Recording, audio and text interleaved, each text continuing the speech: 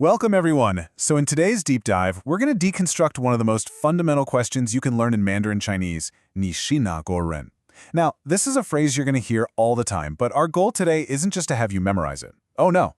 We are going to truly understand its inner workings, the story behind every single character, the elegance of its grammar, and of course, its cultural significance. Let's get started.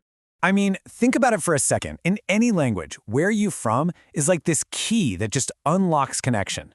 It's how we start to map our place in the world and see where others fit in.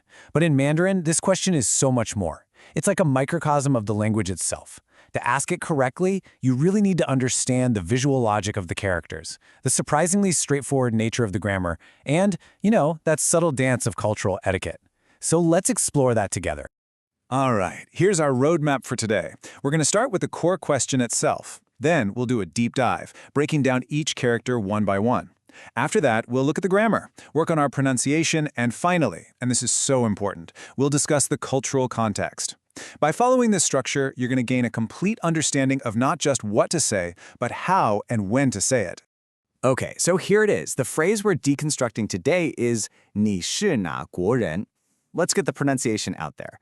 你是哪国人? Now, while it translates to which country are you from, a more literal word-for-word translation is you are which country, person. And that literal translation, that's a huge clue to understanding the grammar, which we'll get to in just a bit. For now, just listen to the sound of it. Just listen closely to the rhythm, the tones. 你是哪国人? Can you hear that? That rise and fall? That is the melody of Mandarin, and it's all created by its tones. Don't worry about perfecting it just yet. Our first step is to really understand the meaning that's packed into each one of these characters. So let's break it down.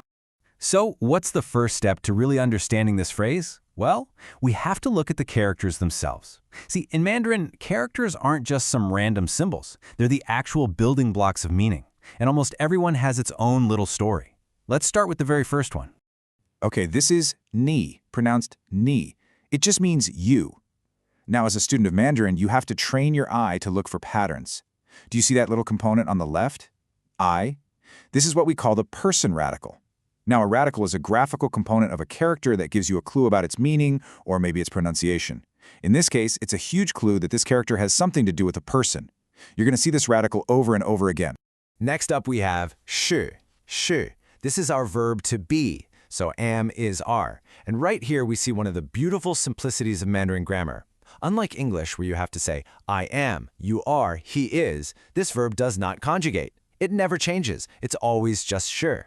It's a fantastic example of the language's logical efficiency. Here is our question word, na, and it means which. And again, let's look for the visual clue here. You see that little square component on the left, ko? That is the mouth radical. You'll find it in all sorts of characters related to speaking or eating, or really anything involving the mouth. Its presence here is a strong signal that this character is used for asking something. This elegant-looking character is guo. Guo meaning country or nation. And this is a perfect example of a pictographic character. The outer box, ko, it pretty clearly represents borders, right? The component inside has evolved over time, but it signifies the territory, the land, and the people that are within those borders. So you can literally see the concept of a nation, of a country, encapsulated in this one single character. And our final character is ren. This is one of the simplest and most ancient characters, and it's a very clear pictograph of a person walking.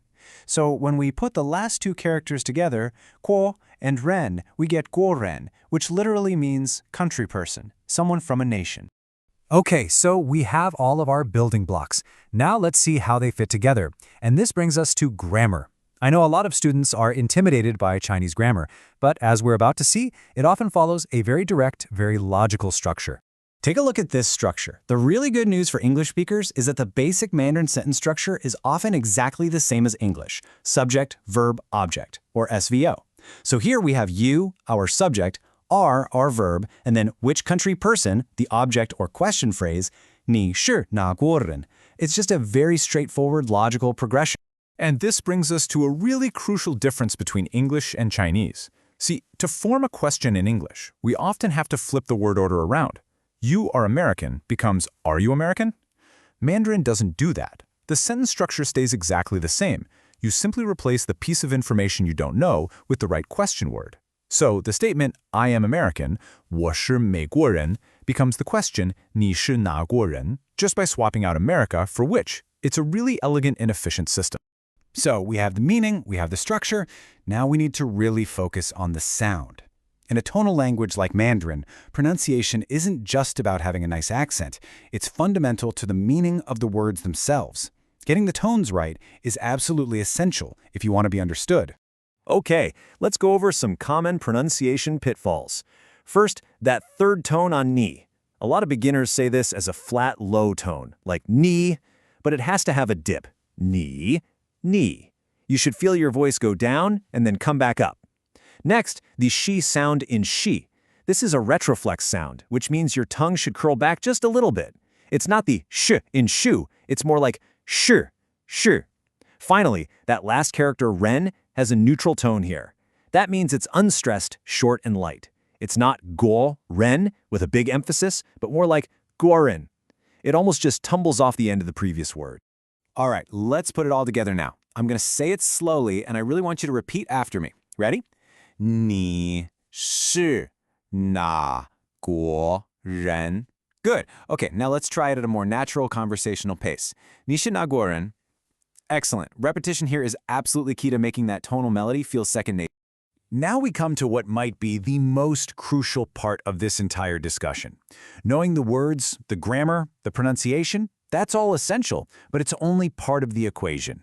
To truly connect with people, you have to understand the cultural context. This is what transforms you from someone who can just speak the language to someone who can truly communicate within the culture. So let's look at the etiquette of asking. First, and this is a big one, build rapport. In a lot of Western cultures, asking where are you from can be a totally normal icebreaker. But in a Chinese context, it can feel a little direct, maybe even a bit abrupt if it's the first thing you ask. Always start with a greeting like ni hao and some brief small talk. Second, consider your context. Are you talking to a fellow student in a casual setting? This question is probably fine early on, but in a formal business meeting, it might be better to wait until the conversation naturally leads there.